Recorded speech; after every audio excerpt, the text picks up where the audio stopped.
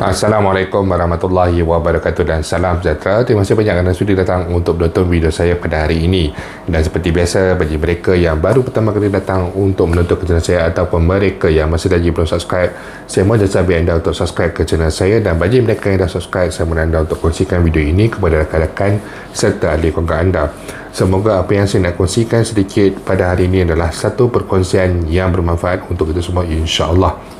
Okey, jadi kita hanya ada berbaki 6 hari saja lagi sebelum tarikh tutup untuk mengisi borang aduan bagi tuntutan pengeluaran KWSP 2.0, yang mana untuk makluman semua nanti sekali, borang ini akan ditutup pada 31 Julai 2022 jam 12 tengah hari. Hari jadi saya 30 Julai. Jadi kalau ada yang nak wish ataupun yang nak bagi hadiah, bolehlah 30 Julai tu. Okey.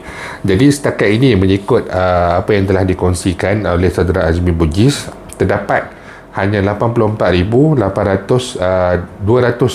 orang sahaja yang telah pun mengisi borang ini. Daripada 190,000 lebih yang mengisikan petition pada bulan lepas, untuk borang ini kita masih lagi belum mencapai 50% pun kita tak sampai lagi, hanya sekitar 40% lebih sahaja.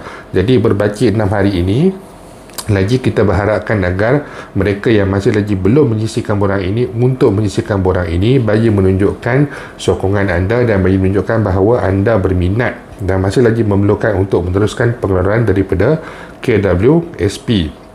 Okey, jadi apa yang kita boleh lihat pada sini, daripada 7 juta yang telah membuat pengeluaran khas KWSP sebelum ini pada bulan April yang lepas, hanya 2% sahaja yang telah mengisikan petition. Dan daripada 7 juta yang telah mengeluarkan wang caruman bagi pengeluaran khas KWSP sebelum ini, hanya 1.2% saja yang telah mengisikan borang untuk aduan ini bagi menuntut pengeluaran KWSP 2.0. Jadi jumlah ini adalah sangat-sangat kecil, 1.2% saja yang mengisikan borang ini. 84,000 tu nampak macam besar, tetapi sebenarnya sangat sikit.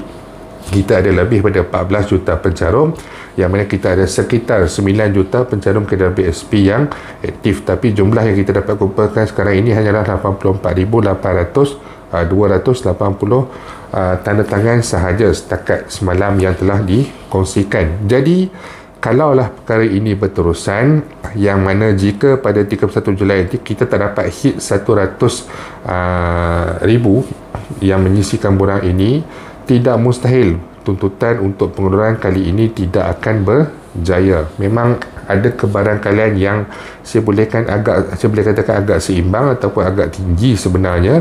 Sebab apa? Sebab nampak macam tak serius jumlah yang betul-betul berminat ni apabila kita nak ketengahkan kepada menteri, apabila kita nak ketengahkan perkara ini kepada KWSP sebagai contoh, jumlah dia adalah sangat-sangat kecil daripada keseluruhan pencarum. Malah ada juga yang saya tahu ramai lagi yang masih belum mengisi borang ini, kerana hampir setiap hari apabila saya mengeluarkan video, soalan yang sama akan ditanyakan kepada saya, dekat mana nak dapatkan borang, macam mana nak isi. Sehingga ke hari semalam masih lagi berkisarkan soalan yang sama, hampir 10 soalan. Maksudnya kalau 10 soalan tu ada 10 orang lagi belum isi. Itu daripada yang bertanyakan kepada saya. Tetapi ada juga yang tidak bertanyakan dan masih lagi belum menyisikan borang ini. Borang ini tidak wajib, tetapi kalau anda berada dalam, orang kata, yang berpandangan bahawa anda berminat dengan pengeluaran ini, memerlukan, tetapi anda tidak bersatu ataupun tidak bersama dengan kita, jadi ianya agak sukar untuk direalisasikan. Kemudian pula ada juga yang berpetikan, kenapa nak ada tarikh tutup 31 Julai tersebut? Kenapa tak biarkan borang itu dibuka untuk satu tempoh yang lebih panjang ataupun selama-lamanya? Kalaulah kita buka sebagai contoh borang ini lebih daripada 3 bulan ataupun kita buka dalam tempoh 3 bulan. Sekarang ini yang mana yang dah isi borang pun bising, ada yang mempertikaikan kenapa tak bagi kepada menteri lagi, kenapa tak ada, orang kata apa, tindakan-tindakan lain ataupun tindakan lanjut lagi.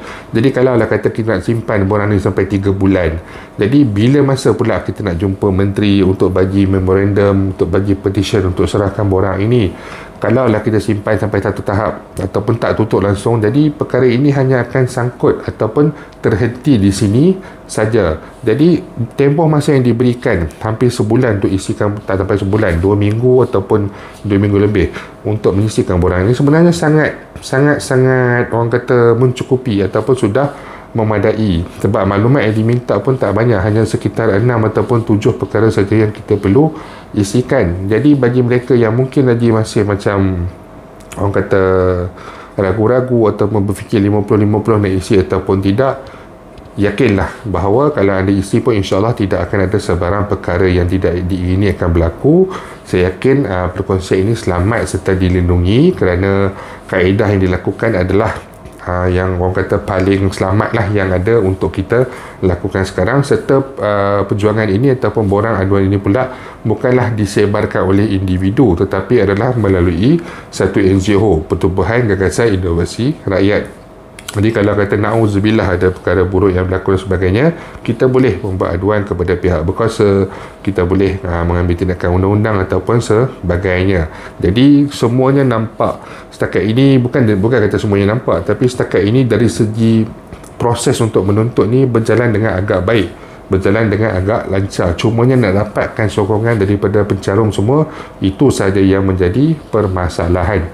Jadi sebar-sebarkan kepada rakan-rakan anda ataupun ahli keluarga anda yang masih lagi belum menyisikan borang ini, untuk mempertimbangkan untuk menyisi borang ini bagi menunjukkan sokongan dan juga tuntutan kepada perjuangan ini. Jadi itu saja yang saya nak kongsikan sedikit pada hari ini. InsyaAllah jika ada sebarang perkembangan terbaru, saya akan berkongsikan kepada anda semua kelak. Bagi mereka yang mempunyai sebarang persoalan, sebarang masalah ataupun sebarang komen, anda boleh utarakan di ruangan YouTube ataupun di ruangan Facebook saya. InsyaAllah kita akan jumpa lagi. Jangan lupa untuk share, jangan lupa untuk subscribe.